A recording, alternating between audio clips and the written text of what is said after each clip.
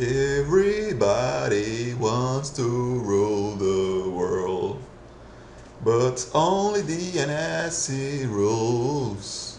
Long live the king. E aí, pessoal? DNS rules the world. O DNS domina o mundo. Vida longa ao rei. Vamos entender como é que funciona esse tal desse DNS, por que ele é tão bom, tão adotado, né? É um protocolo que foi criado já há bastante tempo, mas é incrível como ele funciona bem, né? Vamos ver isso aí. Vamos ver esse negócio aí. O DNS, ele tem uma das características principais do DNS é que ele é distribuído, ou seja, o DNS ele não é um serviço que se concentra em uma máquina ou algumas poucas máquinas, né? Ele é um serviço naturalmente distribuído, né? Então, o que a gente vê na internet é uma coisa interessante, porque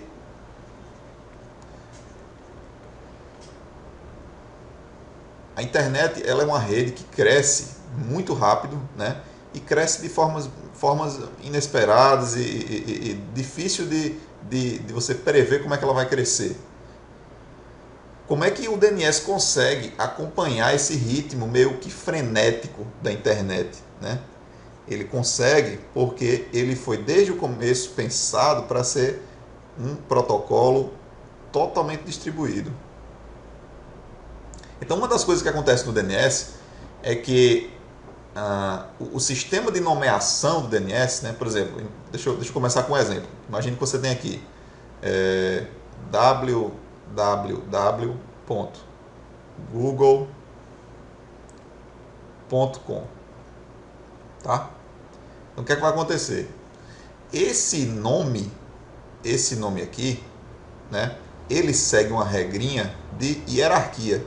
Então, uma forma de você entender essa hierarquia aqui é o seguinte, é você construir uma árvore aonde você vai ter um pedaço do nome sendo resolvido, sendo traduzido, sendo compreendido por uma máquina diferente, ou por uma entidade diferente, certo? A gente poderia desenhar como?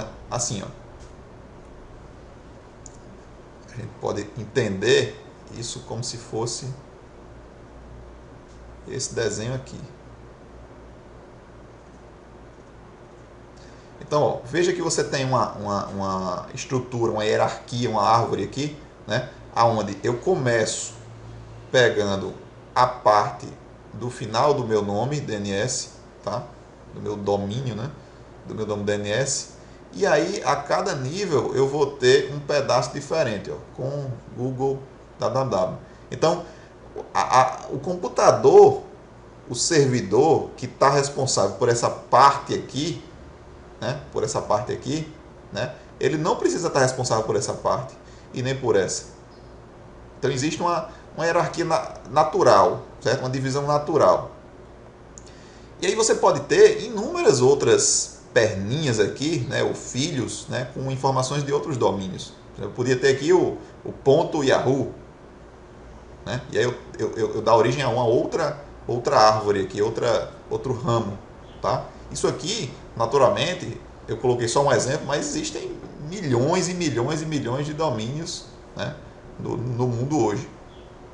Então, o esquema de nomeação do DNS, ele já é um esquema que é distribuído, a começar do nome, né? Mas não somente isso, certo?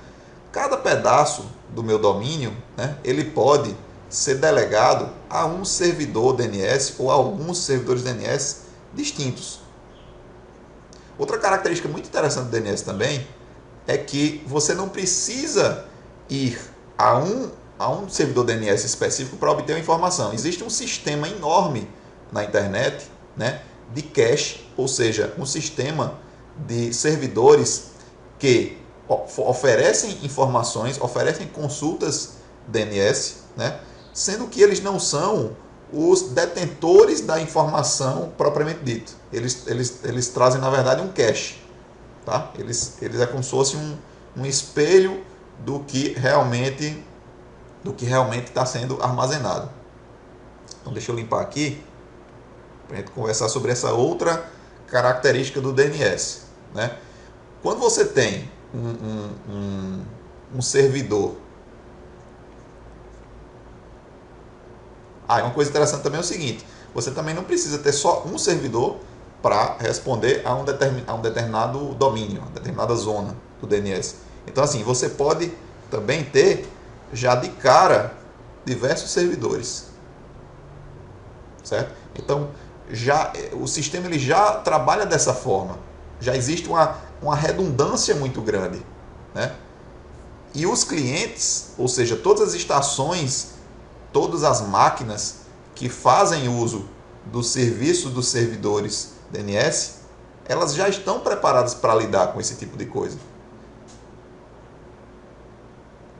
Então isso é uma vantagem muito grande. Você pode ter na sua estação mais de um servidor DNS configurado, de forma que, se você não consegue obter a informação de um, a sua máquina já recorre a um segundo, já pode recorrer a um terceiro, e por aí vai.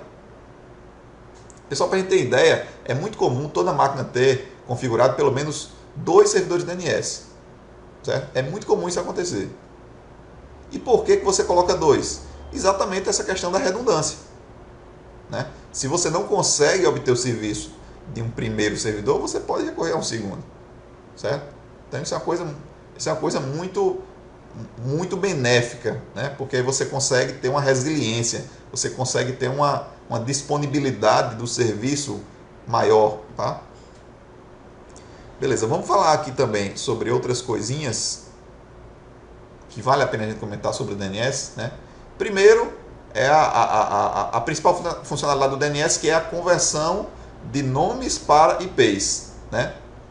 Usando um linguajar mais técnico, isso seria o registro do tipo A. Então, quando eu tenho uma zona DNS, né? Aí deixa eu desenhar de novo aqui.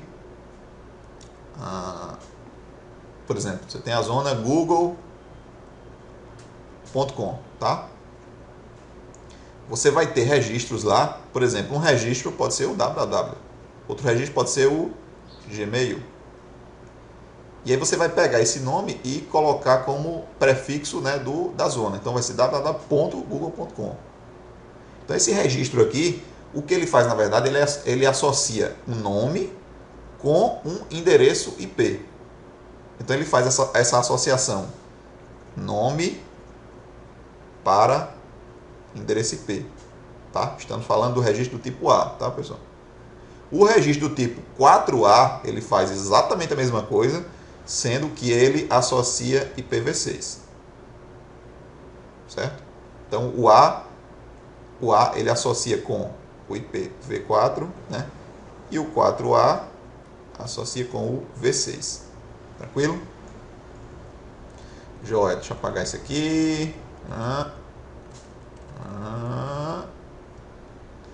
Beleza, vamos falar também da questão do IPv6, a importância do IPv6.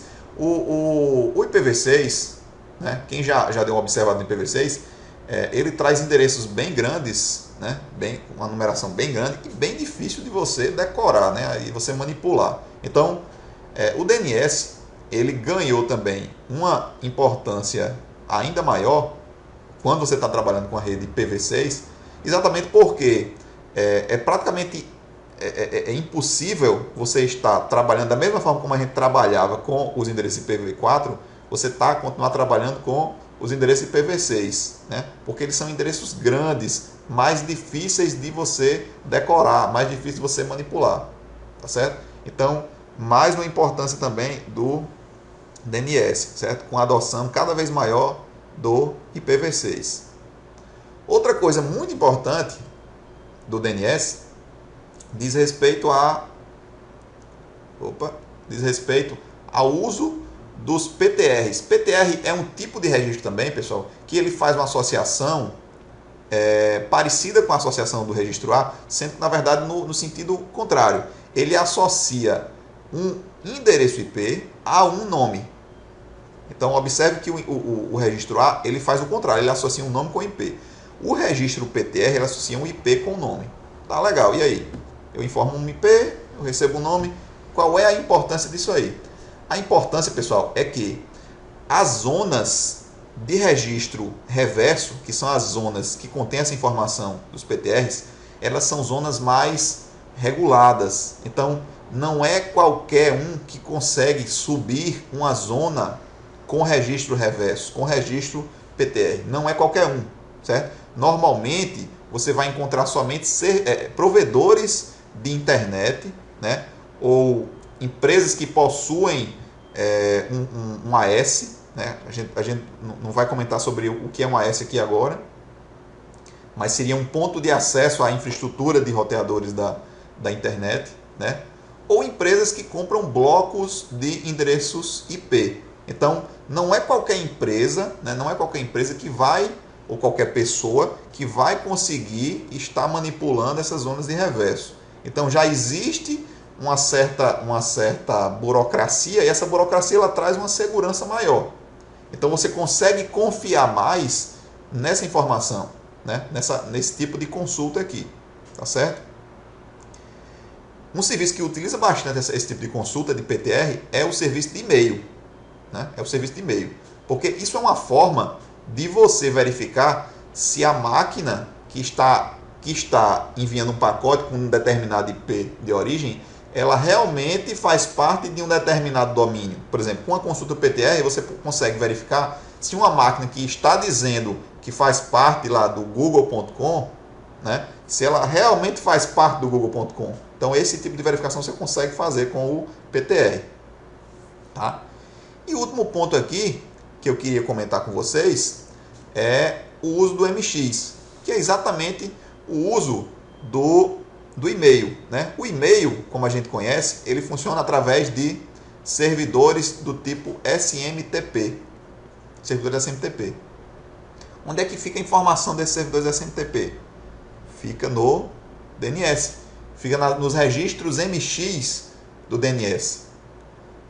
Então, o funcionamento do e-mail, né, ele depende integralmente dos registros MX. Quando você envia um e-mail com determinado destino, né, o seu servidor que está enviando, ele vai, na verdade, fazer uma consulta, né, ao serviço DNS para verificar qual é o MX que responde por aquele destino.